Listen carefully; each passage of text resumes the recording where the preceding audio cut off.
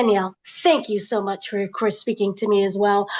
What I wanted to know is there's a very strong opening with this movie, and I wanted to get into the mindset of Haley during that opening. And do you feel that that is the best representation of her character overall? Hmm.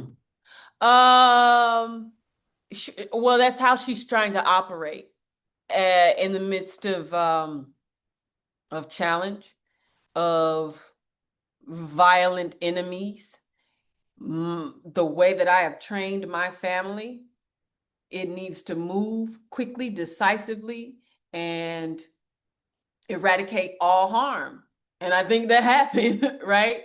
Like she's witnessing each child do what they need to do. She has some criticism, but at the end of the day, she is employed in the defense as well. And so I think that's who she is for now, and that at our start, and she has to grow to a different understanding of how the world operates for their growing kids. Yeah. Wanted to talk about that relationship that she has with Emmanuel, her son, and how he is growing. And it is, in a way, a coming of age story for him. Can you talk about the process that she has to let him go, but also to make sure she has instilled the values that protects not just him, but the family and the land? Hmm. Yeah, I don't, that's so interesting. I'm wondering even now, like, what has she proposed for their future? It's just them.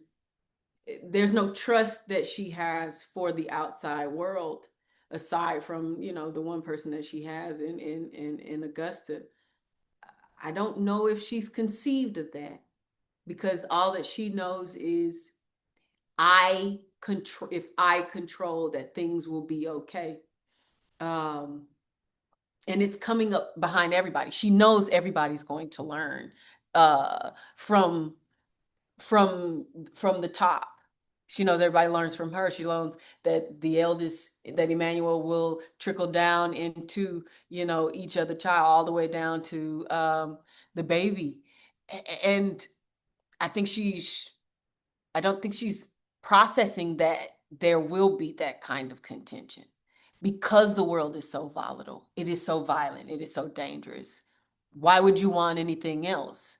I know what the world is, and you don't. And it is true, but I don't know the potential of the world either, because of the history, because of one's own trauma, because of um, because of all that collectively. Yeah. So there is a lot of burden that could be shared with her partner. Do you feel that she has allowed herself to do that? Not necessarily a burden, but a balance within the structure of the family, so and not everything weighs so much on her. I think she surely has, right? Like, he has Right.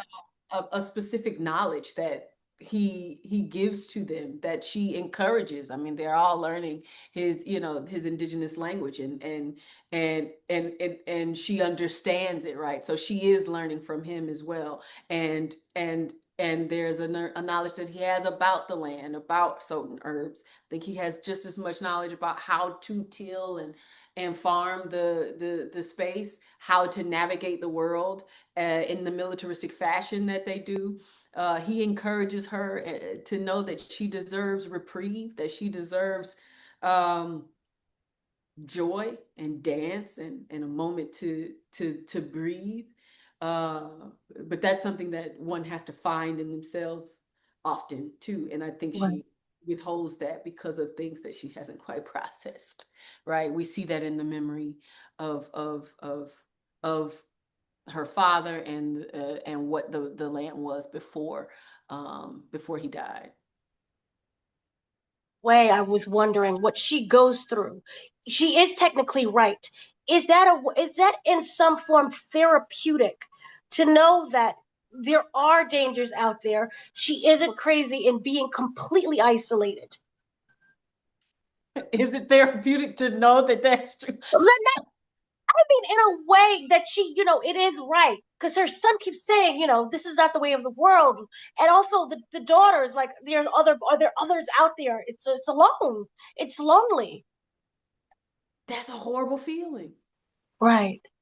I think that it's that the conversation that is being had, or that is being encouraged, is to meet each other in the middle and to have that dialogue, like to have that inner nucleus dialogue about how the hell do we continue, because they are growing up, because under Emmanuel, they all got questions. They're all emulating each other. You can't withhold all four of them from becoming and being who they wish to be.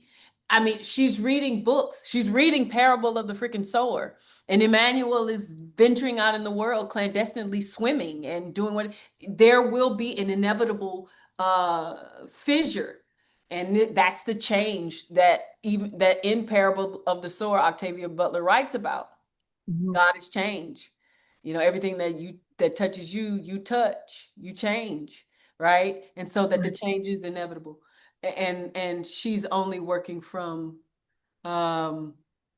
protect. She's like, there's an interchange, but the external is always going to be in the fold, and you have to account for that surprise. Wonderful. Well, thank you so much for speaking to me. Amazing movie. And of course, your depiction is incredible. Such a badass. Thank you, Dana. Thank you. Thanks, Dana. Awesome. And then